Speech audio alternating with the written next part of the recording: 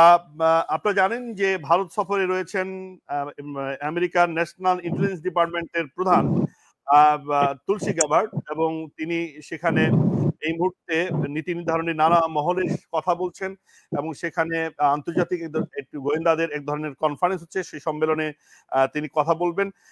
এবং সবচেয়ে যেটি বিষয় হচ্ছে যে গতকাল একটি সংবাদ মাধ্যমে তিনি সাক্ষাৎকার দিয়েছেন, সেখানে মন্তব্য করেছেন বাংলাদেশের প্রসঙ্গ নিয়ে, এবং তিনি সেখানে উদ্বেগ প্রকাশ করেছেন যে বাংলাদেশের অব্যাহত ভাবে সংখ্যালঘুদের উপরে যে নিপীড়ন ও হত্যা চলছে সেটিতে ভারত, আমেরিকা এবং ট্রাম্প প্রশাসন বেশ উদ্বিগ্ন, এবং বিশেষ করে বাংলাদেশের সাম্প্রতিক যে ইসলামিস্ট যে খেলাফতিস্টদের যে উত্থান অর্থাৎ জঙ্গিদের উত্থান সেটি নিয়ে উদ্বেগ প্রকাশ করেছেন, এবং এই ইসলামিস্টদের দমনের ক্ষেত্রে ট্রাম্প প্রশাসন মনোনিবেশ করবেন এবং প্রয়োজনীয় পদক্ষেপ গ্রহণ করবেন বলে তিনি জানিয়েছেন। এরপর থেকে তার এই বক্তব্য নিয়ে বেশ আলোচনা হচ্ছে বাংলাদেশে। আমরা দেখেছি যে বাংলাদেশের পক্ষ থেকে একটি আনুষ্ঠানিক বিবৃতি দেওয়া হয়েছে প্রধান উপদেষ্টার দপ্তর থেকে প্রেস সচিবের মধ্য দিয়ে, সেখানে এর নিন্দা করা হয়েছে, উদ্বেগ প্রকাশ করা হয়েছে, এবং এই তুলসী গ্যাবার্ডের এই বক্তব্যকে ভিত্তিহীন এবং বানোয়াট বলা হয়েছে। সেটা নিয়েও একটা প্রতিক্রিয়া চলছে। সব নিয়ে আজকে আমরা কথা বলতে চাই, সেই সাথে বাংলাদেশের রাজনৈতিক প্রসঙ্গ আসতে চাই। মোহন ভাই, আপনার কাছে যে প্রথম কথা হচ্ছে তুলসী গ্যাবার্ডের ভারত সফরের যে এনডিটিভিকে দেওয়া যে বক্তব্য, সেখান থেকে আপনি কি ধরনের ইনটেক নিচ্ছেন, অর্থাৎ এই বক্তব্যের প্রভাব প্রতিক্রিয়া বাংলাদেশের রাজনীতিতে কি ঘটতে পারে, এবং এটি নিয়ে বেশ উদ্বেগের সাথে কেউ ব্যাখ্যা করছেন যে এবার আমেরিকা এক ধরনের পদক্ষেপ নিতে পারে, আবার কেউ কেউ বলছেন যে না, সেভাবে আসলে এটা তাদের ধারাবাহিকভাবে প্রথাগত যে দৃষ্টিভঙ্গি থেকেই তারা যে মন্তব্য করা সেটি করেছে। আপনার কাছে কি মনে হয়? ধন্যবাদ আপনাকে, ধন্যবাদ সে সাথে হাবিব ভাইকে ধন্যবাদ এই জন্য যে আমি একসময় বিএনপির কর্মী ছিলাম, ক্ষুদ্র কর্মী, তো দল থেকে কিছু পায় আর না পায়, আজকে হাবিব ভাই আমাকে প্রথমে বলতে দিয়ে যে উদাহরণ দেখিয়েছেন, সেই জন্য তাকে আরেকবার ধন্যবাদ। দেখুন, তুলসী গ্যাবার্ডের বক্তব্যকে আমি গার্বেজ হিসাবে বিবেচনা করতে আগ্রহী। গার্বেজ কেননা বাংলাদেশে যে ঘটনা ঘটেনি গত 7 মাসে, এবং অতীতেও তেমন কোনো ঘটে নাই যেটা ভারতে সাধারণত ঘটে, সেটা নিয়ে তুলসী এই কথা বলেছেন, এটাকে আবর্জনা ছাড়া আমি আর কিছু মনে করি না। হতে পারে উনি একটা বড় রাষ্ট্রের বড় কর্মকর্তা, বাট আমাদের দেশে কমিউনাল হারমোনি বিরাজ করছে।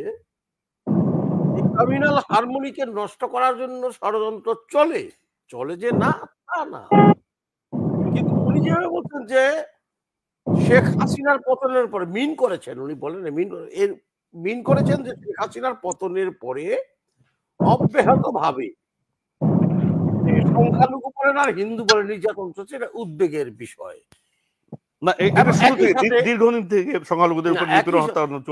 বাংলাদেশে সংখ্যালঘুদের উপর কখনো নির্যাতন হয় নাই। কেন বলবো? যে ভারতে যেভাবে সাম্প্রদায়িক দাঙ্গা হয়, বাংলাদেশে ওই ধরনের সাম্প্রদায়িক দাঙ্গার কোন নজির নাই।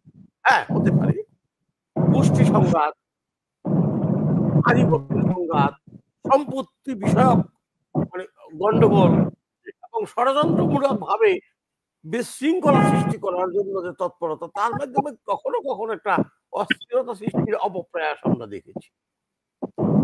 আমার বাংলাদেশকে নিয়ে, আমার বাংলাদেশের সাম্প্রদায়িক সম্প্রীতি নিয়ে যারা কথা বলবে তাদেরকে আমি রিকোয়েস্ট করব, আগে বাংলাদেশের ইতিহাসটা জানেন। এই যে আবহমান বাংলাদেশ সাম্প্রদায়িক সম্প্রীতির দেশ। 1946 সাল আর 1964 সালে সাম্প্রদায়িক দাঙ্গার পরে বাংলাদেশে কোনো সাম্প্রদায়িক দাঙ্গা সেভাবে হয় নাই। ছিল দু একটা ঘটনা বিভিন্ন জায়গায় ঘটেছে। আমি আমার এলাকার কথা বলতে পারি, আমার বয়স চলছে 66 বছর, 6 বছর বয়স থেকে আমার জ্ঞান। দেখেন, এই 60 বছরের মধ্যে আমার এলাকা বিক্রমপুরে কোনোদিন সাম্প্রদায়িক দাঙ্গা আমি হতে দেখি নাই। হিন্দু মুসলমান তারা অত্যন্ত আপন ভাই বোন বেরাদর স্বজনের মতো বসবাস করি। তো তুলসী থেকে আবিষ্কার করলেন যে আমাদের এখানে সাম্প্রদায়িক এই নিপীড়ন চলছে, হিন্দুদের উপর নিপীড়ন চলছে। What type of nonsense! Mohan ভাই, আপনি একজন সাংবাদিক, নিজে সাংবাদিকতা করেছেন। যখন তথ্য হয় বা দাবি পক্ষে বিপক্ষে বলা হয়, সেটি বিচার বিশ্লেষণ করে কথা বলা উচিত কিনা আমি একটি প্রশ্ন রাখতে চাই। যে এই যে আপনি বলেছেন যে এটাকে কি গার্বেজের সাথে তুলনা হ্যাঁ, করছেন, গার্বেজ হ্যাঁ, গাভার্ডেরকে টোটালি। গার্বেজের সাথে। আমি বলি একসময় কিন্তু এই যে কাজের বেটি মজিনা এই বলে ভর্ৎসনা করা হয়েছিল আওয়ামী লীগের সময়, নানাভাবে তাদেরকে অবজ্ঞা করা হয়েছিল, কিন্তু আমরা দেখেছি যে এটার পরিণতি কি হয়েছে। শেখ হাসিনার পতনে সেখানে আমেরিকা জড়িয়ে গেছে এবং এই তথ্যগুলো কিন্তু এখন আসছে। ফলে মানে আমেরিকাকে বা তাদের শক্তিকে আপনি এভাবে যদি অবজ্ঞা করেন বা এভাবে যদি কথা দিয়ে তুলি দিয়ে, আমি শেষ করি, সেটি রাজনৈতিক প্রতিক্রিয়া কি হতে পারে সেটি একটা বিশাল। আর এটা হচ্ছে ডিনায়ালের যে সংস্কৃতি, যে কিছুই হয়নি, এখানে সবকিছুই ভালো আছে। আপনি যদি ধর্মীয় সংখ্যালঘু যারা সংস্থা আছে তাদের পক্ষে যারা কাজ করেন তাদের স্টেটমেন্ট দেন, তাদের কিন্তু নানা পরিসংখ্যান তারা হাজির করছে যে বাংলাদেশের 5ই আগস্টের পর নানা জায়গায় ধর্মীয় সংখ্যালঘুদের উপরে নির্যাতন হয়েছে। সেক্ষেত্রে তারা নানা রকম প্রমাণও হাজির করার চেষ্টা করছে। ফলে এটাকে ডিনায়াল, একটা সংকটকে চোখ বন্ধ করে অস্বীকার করার মতো কিনা বলতে যাকে বোঝায় সেরকম ঘটনা বাংলাদেশে ঘটে নাই। আমি অন্তত স্বীকার করব না যে ঘটেছে। না, দাঙ্গার কথা বলা হয়নি, কিন্তু এখানে সংখ্যালঘুদের উপরে নিপীড়ন এবং হত্যা নির্যাতন করা হচ্ছে সেটা বলা হয়েছে, দাঙ্গার কথা বলা হয়নি। আমি যে একটা খবর জানি, যারা আওয়ামী লীগের 15 বছরে সে সংখ্যালঘু আর সংখ্যাগরিষ্ঠ নাই, তারা এমন অত্যাচার এলাকাবাসীর উপরে করছে, তার কিছু প্রতিক্রিয়া তাদের উপর পড়েছে এবং এটা পড়বেই স্বাভাবিক। আপনি 15 বছর একজনকে নির্যাতন করবেন, সে সুযোগ পেলে আপনাকে একটা ফুলের টোকা দেবে না? তাহলে এই যে ফুলের টোকা বা পাল্টা আক্রমণ বা হত্যা, তাহলে দেশের বিচার ব্যবস্থা আইন থাকবে কিনা, মানবাধিকার থাকবে কিনা, নাকি এটা মানবাধিকার? এই আজকে ট্রাম্প প্রশাসন যে মানবাধিকারের কথা বলছে, 15 বছর কোথায় ছিল তাদের সেই মানবাধিকার? মোহন ভাই, ঠিক আছে, কিন্তু সেই প্রশ্নের মধ্য দিয়ে কি মানে এই প্রশ্নটা করার মধ্য দিয়ে কি দায়িত্ব আমাদের শেষ হবে কিনা সেটি কিন্তু আলোচনা হচ্ছে।